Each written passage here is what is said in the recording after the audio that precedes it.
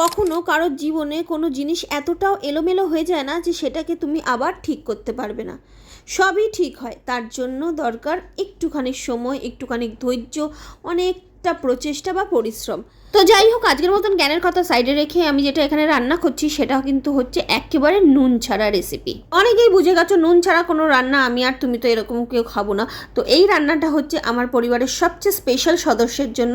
হ্যাঁ, ঠিকই ধরেছো, আমার মিষ্টুর জন্য। যারা মিষ্টুকে চেনো না তাদের জন্য বলে রাখি, মিষ্টু হচ্ছে আমার পেট, যাকে অনেকে ওই কি জানি কুকুর বলে সম্বোধন করে। বিশ্বাস করো, তাতে আমার একটুও খারাপ লাগে না। অনেকে হেজিটেট করে বলে কুকুর, তাতে আমার একটুও খারাপ এর জন্য লাগে না, কারণ মানুষ বললে আরো বেশি খারাপ লাগে। মানুষ তো বেইমান হয়, ওরা তো বেইমান না। এখানেই আবার অনেক উদ্গান্ডু উদ্বাস্তু লোকে মনে করবে যে এখানে কুকুরের রান্না আবার দেখাতে লাগে নাকি। তো আমি তোমাদেরকে প্রশ্ন করি, তোমরা সোশ্যাল মিডিয়াতে কি দেখাতে বাকি রেখেছো বলো তো? মিষ্টু আমার একটা ডেলি লাইফের পার্ট, আর আমার মতন অনেক হাউস ওয়াইফরাই তোমাদের সাথে কিন্তু ডেলি লাইফে শেয়ার করে। So it's not a big deal. By the way, আমি কিন্তু মিষ্টুর জন্য ডেলি এরকম ভাবে রান্নাটা করি না। ম্যাক্সিমাম দিনই আমি জাস্ট স্টিম করে একটু হলুদ দিয়ে ওকে ওইরকমভাবেই খাইয়ে দিই।